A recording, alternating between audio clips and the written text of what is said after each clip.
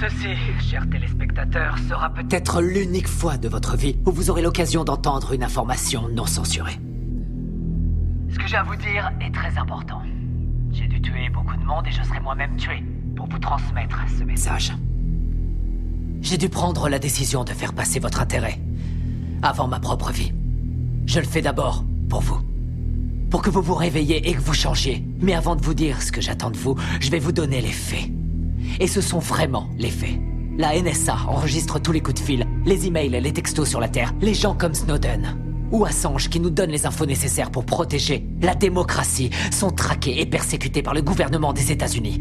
Ce gouvernement a été fondé par les riches. Il aime maintenir le peuple dans le noir, dans l'ignorance, à un niveau intellectuel infantile. Il s'assure que le peuple est occupé à faire de l'argent pour survivre, qu'il s'occupe de sa famille, de sa maison, de son jardin, et ils veulent faire croire aux gens qu'ils sont libres, qu'ils ont le choix de faire ce qu'ils veulent. Mais ils ne peuvent pas. Les personnes qui vous représentent sont payées pour que vous restiez dans votre bêtise, dans votre petit monde bien fermé sur lui-même. Comment se fait-il qu'il n'y ait pas de législation sur les armes à feu alors qu'il y a un massacre tous les mois? Aux États-Unis, il y a 11 000 morts par arme à feu tous les ans. En Angleterre, seulement 300. Pourquoi? Parce qu'en Angleterre, ils n'ont pas d'armes. Les gens ne possèdent pas d'armes. Point à la ligne. Ce que j'ai fait par le passé et ce que je suis en train de faire n'est qu'une conséquence de l'absence de législation. On ne vérifie même pas les antécédents des clients pour savoir s'ils ont un passé criminel. Simplement parce que 50% des sénateurs sont payés par les marchands d'armes. Alors réveillez-vous. L'assurance maladie. Elle bénéficierait à 90% de la population américaine. Pour faire simple, tous les pays développés l'ont déjà. Et presque 50% des Américains sont contre. Parce que le lavage de cerveau médiatique fonctionne à merveille. La guerre en Irak était criminelle. Bush, Cheney et Rumsfeld ont menti aux Nations Unies et au reste du monde. Saddam n'avait pas d'armes de destruction massive et n'avait rien à voir avec Al-Qaïda. Nous savons que nos amis saoudiens ont financé les attaques du 11 septembre. Mais à cause de leur pétrole, nous ne faisons rien contre eux. À la place, nous avons envoyé nos soldats se faire tuer dans des pays qui n'ont rien à voir avec le terrorisme intérieur. Pourquoi Obama n'a pas fait juger le gouvernement Bush? Bush a coûté des centaines de milliards aux contribuables et a commis des crimes de guerre. Pourquoi Obama n'a-t-il entrepris aucune action en justice? Parce qu'ils sont tous les deux membres du même club. Il y a eu plus d'immigrés renvoyés sous son gouvernement que sous n'importe quelle autre présidence. Pourquoi n'a-t-il pas fermé Guantanamo, où des prisonniers sont enfermés sans avoir eu droit à aucun procès, sans aucune preuve depuis maintenant 13 ans? Il n'a pas mis son veto à l'approvisionnement des détenus dans le National Defense Authorization Act, ce qui en clair permet la détention infinie et sans procès, américains y compris. Nous avons une crise constitutionnelle aux États-Unis. Nous avons un État voyou, un État qui viole toutes les lois internationales, qui viole la Magna Carta, charte qui définit depuis 800 ans ce que nous appelons justice. Obama devrait être jugé pour ça et il devrait aller en prison. Les prisons, justement.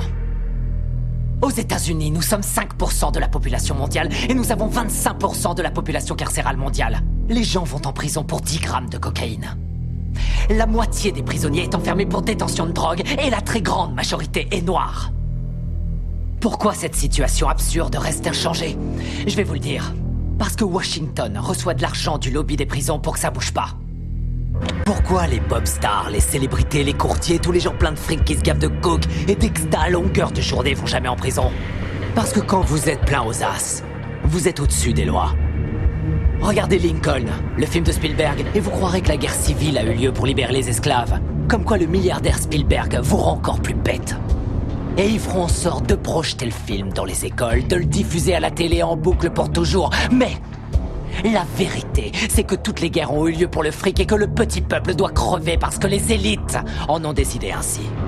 Vous regardez la télé-réalité tous les jours pour tuer le temps et vous croyez que vous êtes à la page parce que vous regardez Anderson Cooper et d'autres coquilles vides sans la moindre opinion. L'apparence est sans importance, les marques sont sans importance, les drogues sont sans importance. Tout a été créé pour vous rendre idiot. La presse libre, la télé, les films hollywoodiens, l'école, l'université, la religion, tout ça c'est l'opium du peuple, comme dirait Karl Marx. Je vais vous ouvrir les yeux. Vous réveiller, vous changer. Je suis sûr que jusqu'à un certain point t'aurais voulu être un chantre de la vérité. Pas vrai?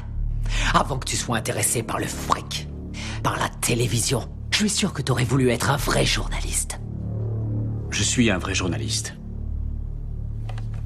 Mais je crois aussi en l'ordre public et je crois en la Constitution. Ah, la Constitution est un mécanisme de contrôle pour les riches. L'ordre, c'est eux. Ils ont fait la Constitution pour protéger l'argent et les terres qu'ils ont volées.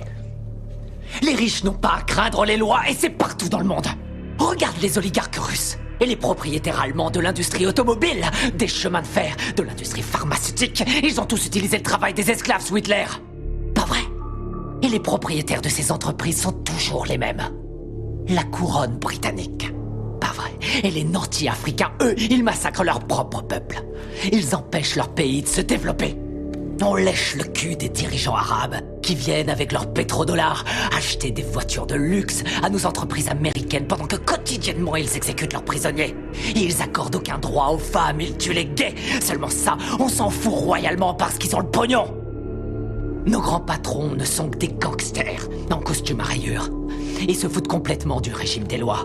Ils ont mis en place le plus sophistiqué des systèmes de sécurité intérieure de l'histoire de l'humanité. Ils ont violé les plus basiques de nos droits constitutionnels et nos libertés civiles. Ils ont détourné les ministères du gouvernement en filiales de leurs propres entreprises. Ils se sont emparés du système de contrôle de l'information pour saturer les ondes de mensonges dont tu es un bon contributeur, Chip. Tu n'es pas différent des autres journalistes. Tous les présentateurs de journaux sont dans la poche de quelqu'un. J'ai pas raison. C'est quoi le programme ici? Vous voyez que tuer des innocents est une solution. Je crois, oui. Franchement, est-ce que c'est pas la solution que l'Amérique utilise aux quatre coins du monde? Avec leurs drones. Qu'est-ce qu'ils envoient, les drones? Des bombes ou des bonbons pour les petits-enfants? On tue 50 gamins, Chip, pour avoir un terroriste. On pille pas le tiers-monde, peut-être? On les laisse crever de faim et crever tout court pour maintenir notre niveau de vie. La situation est grave. Les discours pacifiques ne suffisent pas. On connaît les crimes, le réchauffement climatique est une réalité. On sait que les lobbyistes ont acheté Washington, on a vu l'effondrement de la bulle financière, mais on continue à imprimer de la monnaie. Pour retarder l'inéluctable, dans 50 ans ou même avant, tout sera terminé. Nous sommes de plus en plus nombreux sur la planète et il y a de moins en moins de nourriture, d'eau et de pétrole. Dans une centaine d'années, il n'y aura plus de terre du tout. Avec des mots, on changera rien, c'est trop tard. La seule façon dont je peux intervenir sur ces vies, c'est en les prenant. La seule façon dont je peux intervenir auprès de toi, c'est en te tuant. N'y a-t-il pas une meilleure solution? Par exemple, fonder un parti. Enfin, convaincre. Convaincre les gens de vous élire, faire la différence dans les... Me faire élire? Me faire élire dans quoi? Tu m'écoutes pas. Ça sert à quoi de se faire élire? Arrête de dire des conneries. Chip, c'est quoi la politique? Que tu sois démocrate ou que tu sois républicain, ça change strictement rien. Tous les gouverneurs, qu'ils soient républicains ou démocrates, ont été achetés. On peut toujours voter et élire quelqu'un. Ça change rien. Ce sont les lobbyistes qui ont le pouvoir.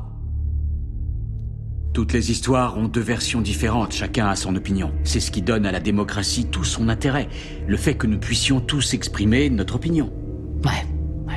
Aussi longtemps que l'expression de ces opinions ne change rien. Julian Assange, Hammond, Snowden, ce sont les prophètes de notre époque, les voix qui crient dans le silence du désert. Et ce sont ceux-là que l'État s'acharne à martyriser. Notre démocratie est morte. On nous interdit de dire ce que nous pensons. À elle seule, cette interview devrait suffire à m'envoyer en prison sans jugement. Pour toujours, on va m'envoyer à Guantanamo. Ça sert plus à rien de s'exprimer. Et vous ne pensez pas pouvoir changer cet état de fait? Je peux pas. Je crois que c'est le seul moyen de faire avancer les choses. Ce que j'attends de vous, c'est que vous changiez le monde. Et ça se fera pas tout seul, ça se fera pas pacifiquement. Nous allons devoir tuer les riches. Sortez de chez vous. Prenez vos armes, allez faire sauter Washington, partez à la chasse aux milliardaires, aux patrons de banques, aux ordures, aux PDG, aux menteurs, aux gouverneurs, aux lobbyistes, aux sénateurs. Tout ça, c'est du pareil au même, il faut les pendre! Au premier arbre que vous trouverez, nous devons faire le ménage, tout rendre propre. Nous devons repartir du début. Il nous faut une nouvelle chance. Mais je peux pas le faire seul. J'ai besoin de votre aide. J'ai besoin de vous maintenant. Je vous remercie par avance pour votre aide.